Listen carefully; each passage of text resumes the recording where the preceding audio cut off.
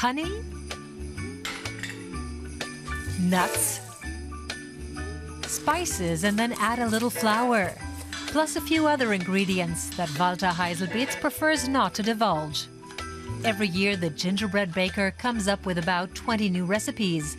The one he's making now, however, is a classic. It's a Nuremberger Elisenlebkuchen.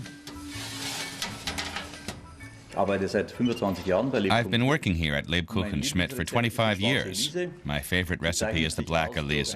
The dough contains lots of cocoa and nuts, and it's covered in a thick layer of chocolate you can really sink your teeth into. Visitors can watch him at work through the window. And of course, they also get to sample the freshly baked gingerbread.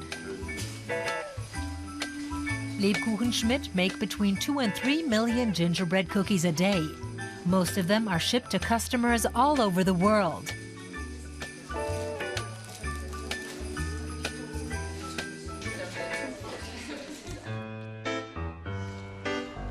But the Franconian city in southern Germany has more than gingerbread to offer. It boasts a pretty old town with half-timbered houses and lovely squares. The house where the painter Albrecht Dürer lived is a popular attraction, as is the Old Town Hall, which still houses the local government. The castle is Nuremberg's landmark, and it's Walter Heiselbetz's first recommendation. In the Middle Ages, the castle was one of the most important royal residences of the Holy Roman Empire. The first structures were constructed around 1000. The castle grew as more buildings were added over time.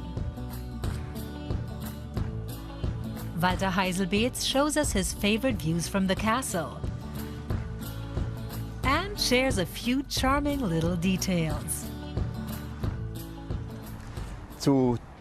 There's a story behind this horseshoe mark. The legend goes that the famous robber baron, Eppeline von Geilingen, was supposed to be hanged here. His last wish was to ride his beloved horse one last time around the square. He seized the opportunity to escape by having his horse jump over the 40-meter wall into the moat. From the Middle Ages to modernity. Walter Heiselbetz's second recommendation is the Museum of Industrial Culture. It's all about the city's technical, cultural, and social history, from the 19th century to now. The museum is located in a former screw factory, where historical machines and vehicles have been on display since the 1920s. There's an impressive motorbike collection. Nuremberg used to be a center of the German two-wheeler industry.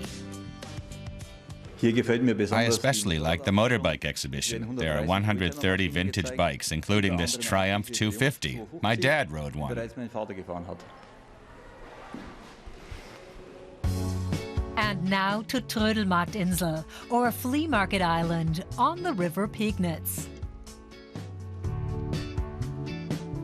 The historical Hangman's Bridge connects the island with the mainland. The water, bridge, and tower provide a wonderful panorama for budding photographers. Executioners used to live here. That's how the tower got its name, Hangman's Tower. It was seen as an impure profession, so Nuremberg citizens banished executioners to the island. There was also a pig market on the island, but there's no trace left of it. Instead, there are now cafes and small shops. Walter Heiselbetz likes coming here in the evening, when there's a romantic atmosphere from the lights on the square. This is one of my favorite squares in Nuremberg. The island is characterized by the nice small stores and the lovely lighting. It brings Christmas cheer.